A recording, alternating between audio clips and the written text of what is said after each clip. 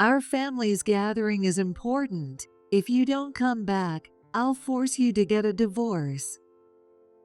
At my late dad's funeral, Sarah's sudden outburst left me frozen in place. I couldn't understand her nerve to continue spouting nonsensical words. I had reached my limit. Just as my anger was about to erupt, someone appeared behind me and delivered a shocking statement to Sarah. My name is Rachel, and I'm a 40-year-old handmade artist. I've been married to my husband, Paul, for 20 years now. Paul runs his restaurant. The whole family is a business person. His dad, John, owns a construction company, and his older sister, Mary, runs a nail salon. His younger sister, Emily, is a lawyer and is about to open her own office.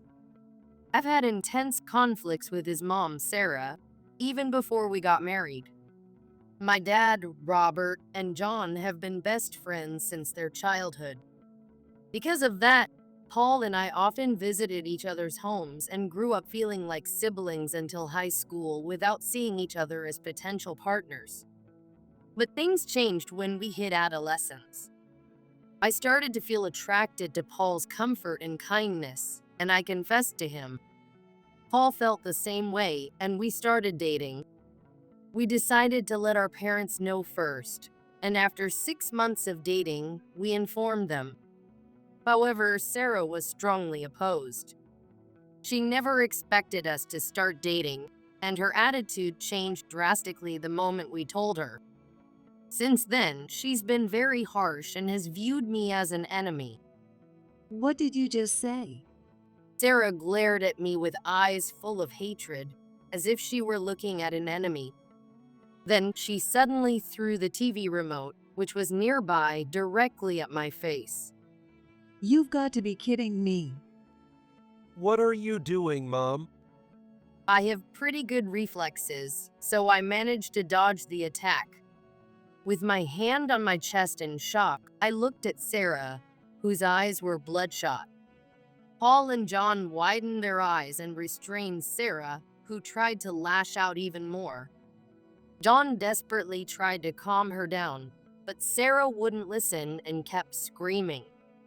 I said you've got to be kidding. Dating Rachel. I won't accept it. I won't allow it. Stop saying nonsense. Calm down. Paul couldn't help but shout at Sarah's outrageous behavior. John, standing next to her, also shouted at her, but it seemed she didn't hear him. Sarah glared at me with a terrifying expression and spat out curses. I'm really sorry about how awful Mom was. Lately, it's been getting worse, and even Dad and I can't handle her. Sarah must be really traumatized by Mary and Emily leaving. After that, Sarah disappeared into her room, saying she didn't want to see my face. John and Paul tried to talk to her, but they were turned away. It's pathetic. I'm really sorry. Don't worry about it. Sarah's behavior has a lot to do with Paul's older sister, Mary, and his younger sister, Emily. Sarah has always been prone to hysterics. She has a personality that finds it hard to stay calm, and she would throw tantrums over the smallest things. Because of this, Emily often argued with her, and Mary became exhausted. Both of them ended up despising Sarah. Sarah, being very intelligent herself, wanted to raise Mary and Emily to be just as smart and aimed to get them into prestigious universities. Because of this, she forced them into an intense study regimen, similar to what we now call education-conscious mother. However, for Mary and Emily, this was pure torture. Mary and Emily were naturally good at sports. They had planned to go to prestigious schools for volleyball and basketball, which they excelled in, but Mom was completely against it. Our house was a battlefield every day with things flying around during their fights. At that time, the economy was bad, and John's company was on the brink of bankruptcy. As a result, John was overwhelmed with his work and couldn't take care of family matters, leaving Mary and Emily in Sarah's hands. Mom was at her breaking point due to the dire situation and attempted to take her own life, which forced Mary and Emily to give up on their dreams. Seeing Sarah leaning over the balcony, Mary and Emily panicked and restrained her. Terrified by Sarah's violent outburst, they had no choice but to abandon their dreams and comply with her demands. Eventually, both of them reached their limit with the situation. Despite Sarah's efforts to stop them, they moved to New York when Paul was in high school. It takes 2 hours by plane to get from their hometown to New York. They thought that being this far away would lessen Sarah's control over them. They rented a room in the same apartment and lived together for a while. Sarah was mentally exhausted by what Mary and Emily had done, and from that point on, she started to depend heavily on Paul. I wonder if I'll feel the same way when I have kids, not wanting to let them go. I doubt it. It's not just about not wanting to let them go. It's more like a desire to control rather than to possess. She wants to keep us close as her puppets to manipulate. Paul's eyes darkened. Our house is located directly across the street from Sarah's house. An apartment across from us happened to have a vacancy, and I suggested to Paul that moving there might make Sarah feel more at ease. Paul was against the idea, but I approached Sarah. I believed that eventually she would have to accept it, so I stood firm in my decision. Mary and Emily still showed no signs of returning home. In fact, to distance themselves further from Sarah, they have now moved to a location that is a 2-hour flight from New York. They informed us that they are living comfortably away from Sarah.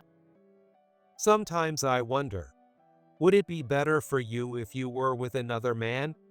I worry that by dragging you into this complicated family situation, I'm making you unhappy. I'm really sorry. Every time Paul apologized, I would cheer him up with a bright smile that could dispel the gloom.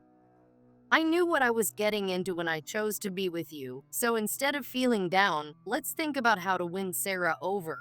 It's better to look forward than to dwell on the past. Rachel, you're really amazing. For me, this situation is like a game to conquer. How can I get stubborn Sarah to accept us? If I secure support from those around her and create a situation where she has no choice but to acknowledge us, maybe she'll give in. How can I win her over? For someone like me, who believes in making the best of tough situations, this wasn't something Paul needed to apologize for. However, Paul was suffering more than I was. Sarah's hostility towards him intensified in my absence, and his mental strain caused him to lose a lot of weight. Realizing that things couldn't go on like this, I decided to consult with Mary and Emily, who had been friends with me since childhood. As soon as they heard about the situation, both Mary and Emily made time in their schedules and flew over to see me. Emily listened to the detailed story with her mouth agape, while Mary expressed her anger openly. Mom did that. That's insane. It's embarrassing to think that such a person is our mom. At this point, Emily was working as a paralegal, and Mary was a budding nail technician. Despite their busy schedules, they made time to discuss what we should do next. What did Dad say? Did he mention anything? Two of them, whom I hadn't seen in a while, looked more mature and somewhat sophisticated. Having left home and found themselves, they seemed vibrant and full of life. Sarah was so agitated that we sent her back home yesterday. John apologized profusely before leaving, but he didn't say anything specific about Sarah. I can't believe she started treating you like that, too. It's unforgivable. Mom's always had a tendency to overreact. I figured she'd be upset when she heard about your relationship. but I didn't think it would get this bad. I'm going to tell her off and ask her what she's thinking, acting like this at her age. Emily had a much worse relationship with Sarah than Mary did, especially when it came to her career path. The reason was that Sarah was the only one who opposed Emily's dream of becoming a lawyer. Even though Emily tried to fulfill Sarah's wish by graduating from a prestigious university and pursuing a career in law, Sarah kept opposing it, saying Emily would never make it. I snapped when she mocked me, saying, "You're just a money waster." So I ran away and sought refuge at Mary's place. When I asked Emily why she had run away back then, she told the story casually. Emily has always had an optimistic outlook, while Mary likes to plan things meticulously and act accordingly. It's probably because they are so different that they enjoy being together. I was relieved to see that Mary and Emily were still getting along well after moving to New York. I expressed my gratitude to Emily for her offer. "Thank you. I appreciate it, but I'll try talking to Sarah myself again. These things need to be faced directly. We're going to be family and support each other, so I can't run away." Rachel, you're amazing. You make me feel inadequate. Emily's just too emotional about it. But seriously, if anything comes up, talk to us, okay? We're here to help. After expressing my gratitude for their concern, I told them I would try talking to Sarah again the next day. They stayed at my parents' house for a few days. They spent a pleasant time with my parents, enjoying each other's company after a long while. The next day, I reported back to Sarah. But the result was the same. She was completely against it. In fact, she had an even worse hysterical outburst than before, leaving me at a loss. When Mary and Emily heard what happened, they rushed over and intervened. Thanks to their help, Sarah finally agreed to our relationship. Apparently, their logical persuasion left her with no arguments. We managed to get married after that, but that's when the real nightmare began. Can't you even do this? When I got married, I handled these tasks perfectly. Sarah insisted that we live together as a condition for our marriage. She likely wanted to harass me until we divorced. However, I was used to Sarah's abuse, and I had developed my tolerance. So instead of being intimidated by her harassment, I responded cheerfully and positively. "Wow, that's amazing. You really are incredible, Sarah. I'm so glad you can handle this because I definitely can't." Sarah only intended to demonstrate and criticize, but her face turned bright red when she realized I was cleverly using her efforts, and she started screaming complaints in a shrill voice. But I wasn't bothered by her tantrums. I let her words go in one ear and out the other and continued cleaning while humming a tune. Both Paul and John were stunned as they watched. They hadn't expected me to handle things with such composure. I thought our married life would be okay. Some time passed, and then one day it happened. My dad suddenly passed away. The cause was heart failure. On the morning he died, my mom called me, and I was in a state of shock. Even I was mentally devastated and didn't have the courage to go see my dad one last time. However, Paul, worried about me, accompanied me, and thanks to him, I managed to go on the day of the funeral.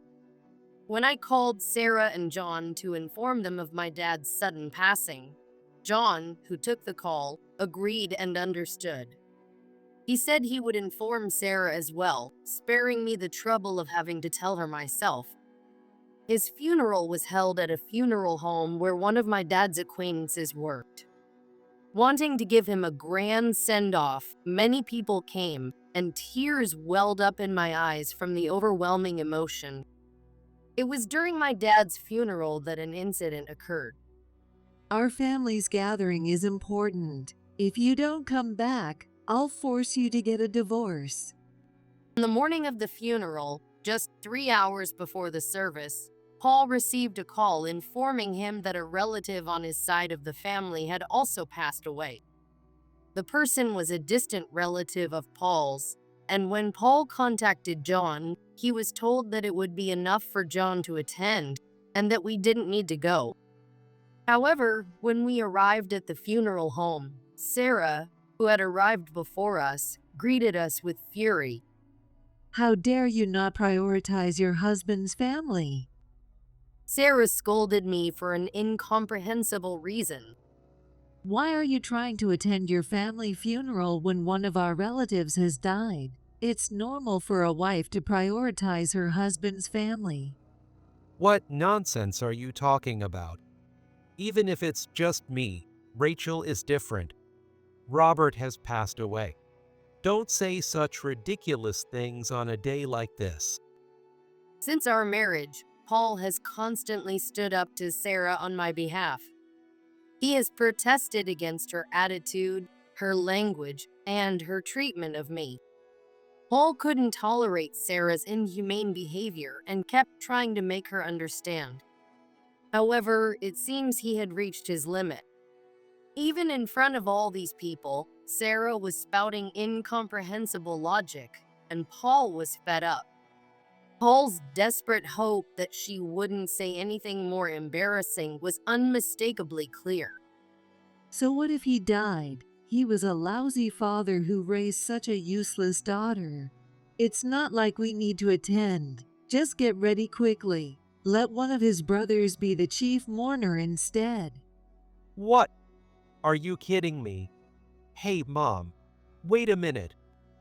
However, Sarah didn't understand Paul's feelings and continued to make outrageous statements, causing Paul to become furious, just as he grabbed her arm to stop her. My anger reached its peak, and I slapped her across the face. The sound of the slap echoed through the funeral home lobby. What do you think you're doing? Sarah staggered back, shocked by the sudden slap. Paul was stunned to see her like that. Immediately, people started rushing over to find out what had happened, and the situation escalated. Sarah held her cheek, both in pain and surprise, glaring at me. I finally unleashed all the anger I had been holding back.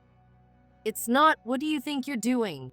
You were saying ridiculous things, so I had to set you straight. What? Sarah looked as if she couldn't believe what had just happened. Tears of shock and pain welled up in her eyes, and people around us started asking what had happened. However, I ignored the voices around me and knelt down to meet Sarah's gaze as she lay on the ground. It's one thing to insult me, but what did you just say? Seeing the furious expression on my face, Sarah trembled with fear.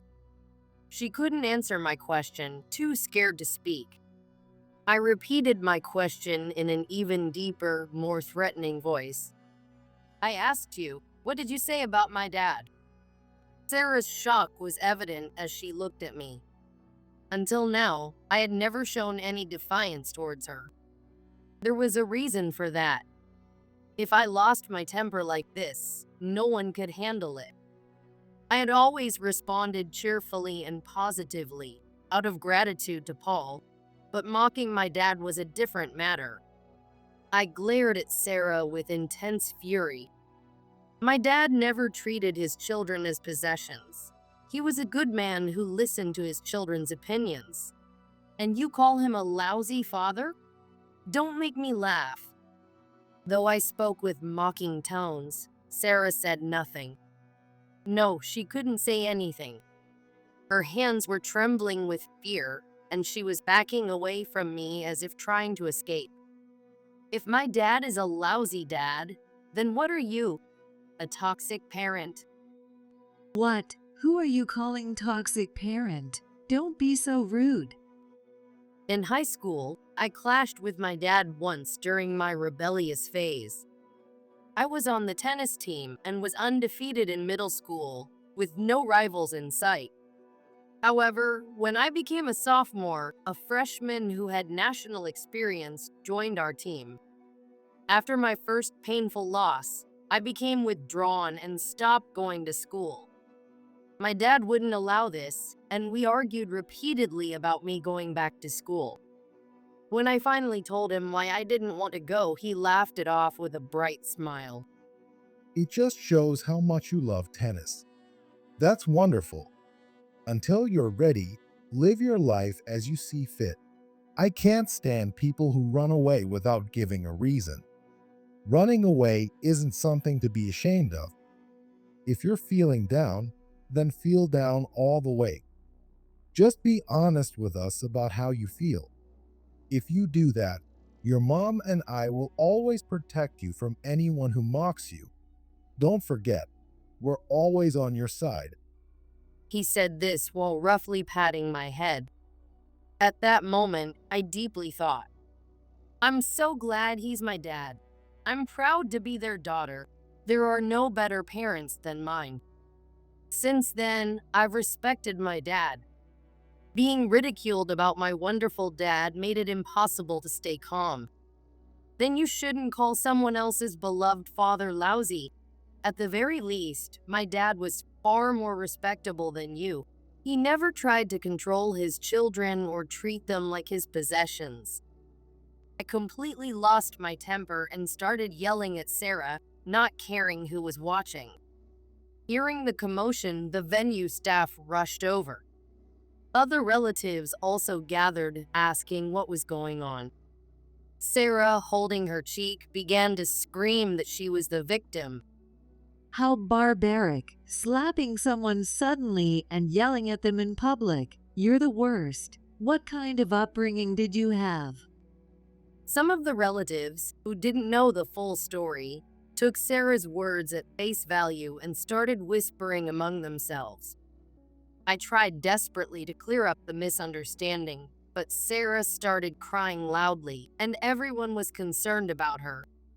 She had completely outmaneuvered me.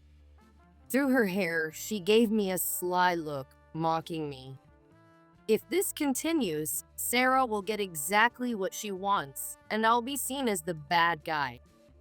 All tried to explain the situation, but everyone was too focused on the sobbing Sarah to listen properly. Just 3 hours earlier, I never would have imagined we'd be in this mess. Who could have thought that 3 hours later, we'd be in this kind of chaos? As I was wondering what to do, it happened.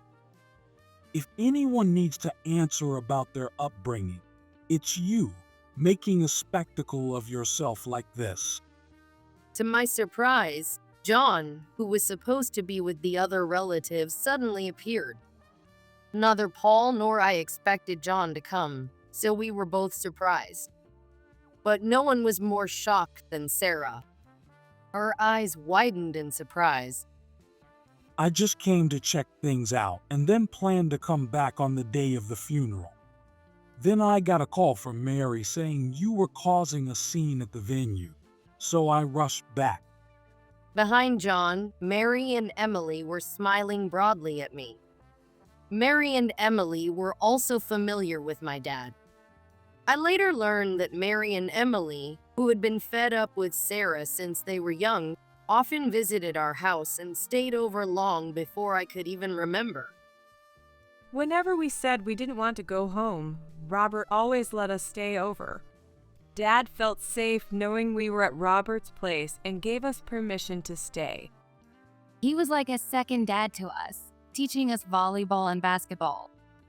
They would say this with a smile and often shared fond memories of my dad with me. This was my dad's funeral. Mary and Emily were also attending the funeral and happened to witness the entire exchange. Mary immediately contacted John. Emily recorded the entire incident with a video camera to capture evidence. They exposed Sarah's lies, proving that I hadn't done anything wrong. Now it's proven that Rachel didn't do anything wrong. Everyone was shocked by the video evidence playing, and they confronted Sarah, demanding an explanation. Realizing she was in a precarious position, Sarah panicked. Shouts of anger erupted from all around her. If you're going to insult Robert, we won't stand for it. Do you know how many people he helped? Disrespecting the deceased is unforgivable. If you're going to talk like that, leave. It's disgusting to have someone like you here. The crowd's anger quickly turned towards Sarah. Faced with the onslaught of insults, Sarah's anger also reached its peak. Ignoring John's presence, she began yelling back at the attendees. What? Like mother, like daughter, right? How can you talk to people like that? Paul, you should cut ties with this woman right away. If you divorce her now, you can still come home. You're right. I should get a divorce from this terrible woman. What? Everyone was stunned by John's unexpected agreement with Sarah's outburst, and they all turned their surprised gazes towards him.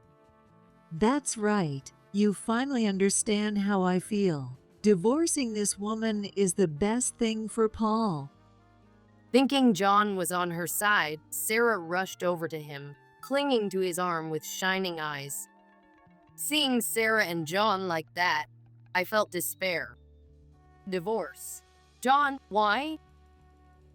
I've been betrayed by John too. Then, John thrust a piece of paper towards Sarah. It's disgraceful to have someone like you in my family. I don't want to be known as the husband of someone so shameful. Sign this now. We're done today. It was a completed divorce form, already signed by John. John. John, why? Realizing that John hadn't betrayed us and was actually on our side, both Paul and I brightened up immediately. In contrast, Sarah was stunned by the sudden turn of events, struggling to comprehend what was happening. I overlooked things because Rachel was managing to deal with you. Honestly, I planned to kick you out of the house much earlier. What are you talking about? John had known about Sarah's mistreatment of me since shortly after our marriage. To John, I was like his own daughter. After all, I was the beloved wife of Paul, the daughter he had promised his best friend to take care of. He considered me part of his family. John couldn't forgive Sarah for treating me poorly and had even consulted me about divorcing her. He told me that if I agreed, he would get rid of Sarah. But it was Rachel who stopped me from doing that. In truth, I wanted to agree with John's proposal.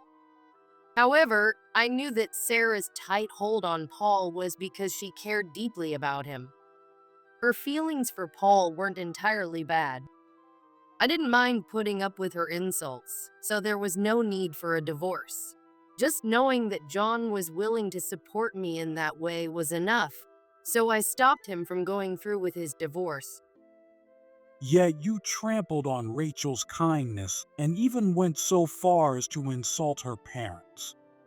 I've had enough. I don't want to see your face anymore. How could this be? Sarah had likely let her guard down, thinking she wouldn't be divorced despite her behavior. Sarah showed a look of panic in response to John's testimony.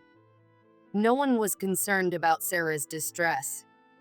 Instead, they praised John. So, sign this. We don't need someone like you in our family. No way. What? Everyone thought this was the end for Sarah. However, she hung her head and unexpectedly refused. Then she suddenly lifted her head, wearing a crazed smile, and started provoking us. Who do you think you are, making me sign this? I will never agree to a divorce. I won't accept such a reason for a divorce. You.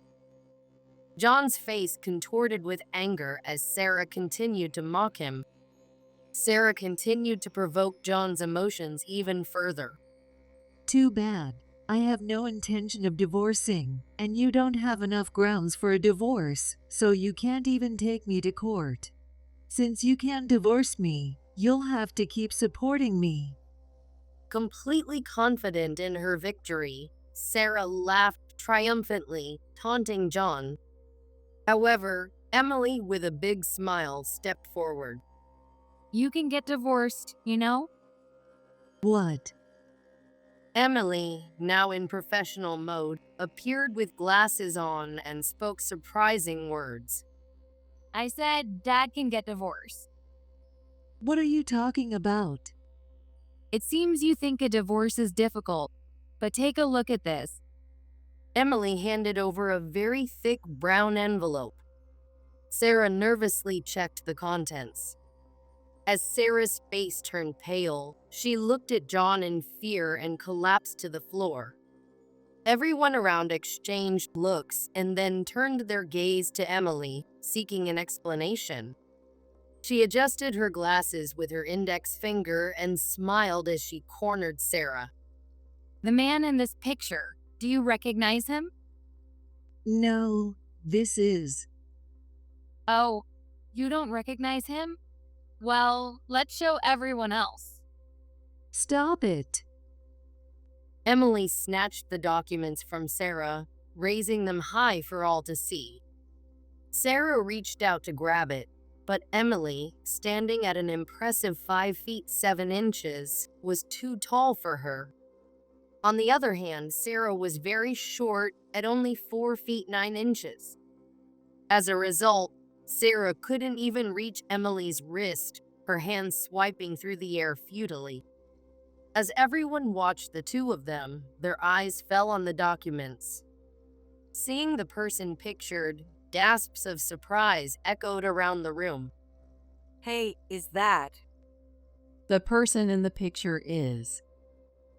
The man in the picture was none other than Robert's brother, Matthew, my uncle. As soon as everyone recognized him, all eyes turned towards Matthew.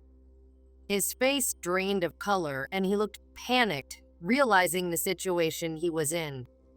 Matthew despised my dad. My dad was an exceptional person, while Matthew felt he never received any recognition. Emily had found out that Matthew often complained that everything would be better if my dad wasn't around.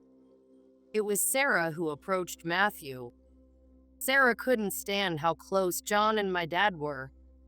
She wanted to be number one in John's life so badly that she became jealous of his friend and let it fester. Matthew, aware of this, became intrigued by Sarah. The two eventually developed an affair. Getting involved with your husband's best friend's brother? You're quite the shameless woman. Just hearing about it makes me sick. Even in professional mode, Emily's true feelings were evident. Hearing this, I glared at Sarah, filled with anger and resentment.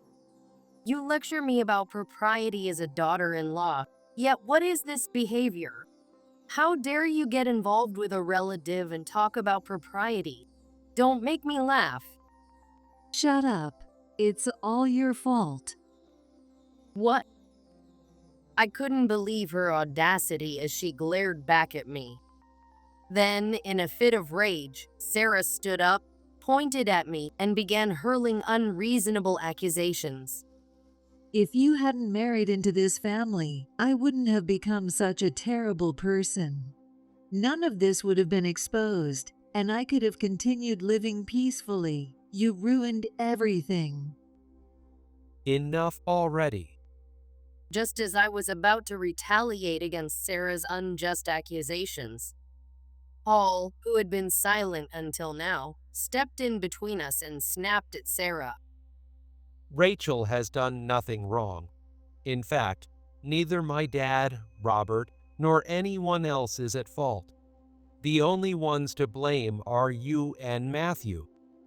Paul pointed at Matthew, his stern gaze fixed on Sarah. Do you have any idea how much our family has suffered every time you threw one of your hysterical fits? We're all fed up with you. We're overjoyed that Dad finally mentioned a divorce. We've wanted you out of the house for a long time. What? How can you say that to your own mother? Don't start pretending to be a decent mom now. Sarah's face twisted with anger as she listened to Paul's heartfelt outburst. Then Mary stepped in, her voice filled with rage. I never once felt like you raised us properly. You have no idea how much we, your children, have suffered because of you. Mary, usually calm and collected, spoke with uncharacteristic fury. It was Dad and Robert who taught us about life's hardships and joys, not you. We have no memories of being genuinely loved by you. And now you want to act like a mother? Don't make me laugh. You have no right to insult Robert. If you keep hurting Rachel, I won't forgive you. How dare you? Mary's words, so satisfying to hear, lifted my spirits. Before Sarah could retort, my relatives began applauding Mary's speech. In no time, Sarah found herself isolated. Even Matthew abandoned her and fled the scene. So, we're getting divorced. If you want to fight, bring it on. I have the funds to take this all the way. No, wait, please, don't abandon me. Realizing that John's mind was made up, Sarah clung to him, begging for forgiveness through her tears. However, John easily pushed her away. Then Sarah turned to me, desperately pleading. Please, Rachel, stop John. I won't harass you anymore. From now on, let's live together in harmony and support each other. I've always really liked you, honestly, so please. Sarah tried to cover her lies. She would say anything to avoid getting divorced from John. Seeing through her transparent motives filled me with disgust. Seeing how convenient her words were, I pushed her away with a bright smile. No thanks. I have absolutely no interest in building a good relationship with you. Rachel? She must have had the naive idea that an apology would be enough to get my forgiveness. I coldly spoke to Sarah, who had a look of shock on her face. Just your presence here is unpleasant. So could you please leave? I will never forgive you for what you said about my dad or for all the harassment. Don't blame anyone but yourself for being abandoned by John. Everything that has happened is because of your terrible behavior. Sarah, enraged by my words, reached out to grab me. But John and Paul restrained her. John called over a friend, and together they escorted Sarah out of the funeral home. In this way, I finally succeeded in settling my long-standing grievances. After that, Sarah and John divorced. Despite Sarah's staunch refusal to divorce until the very end, the evidence Emily gathered and the revelation of her affair at the funeral sealed the deal, and John successfully finalized the divorce. Taking advantage of John's divorce, Paul reported Sarah to the police. After the divorce, Sarah, having been kicked out of the house, repeatedly came back trying to visit. As a result, a restraining order was issued against her under the anti-stalking law. Sarah also visited Mary and Emily, but they all responded in the same way. Eventually, Sarah faced legal consequences. John also sued Matthew for compensation. Matthew made the pitiful excuse that Sarah had led him astray, but John wasn't having it and demanded financial compensation. Since then, we've enjoyed peaceful days. Paul and I had a child, and Mary and Emily also got married and had children. Isn't it amazing that we all had children in the same year? It's amazing. It's quite the coincidence, isn't it? I'm just glad. Having both of you back here to raise your children is such a blessing. Mary and Emily returned home during their pregnancies and now live here with their families. While I was thrilled to have them back, no one was happier than John. He apologized for the hardships they endured while he was busy with his work. Mary and Emily in unison said, "If you help with your grandchildren, all is forgiven," and smiles finally returned to everyone's faces. It's all thanks to you, Rachel, because you never gave up and stayed with us. As I looked at Paul's happy smile, I savored my own happiness as well.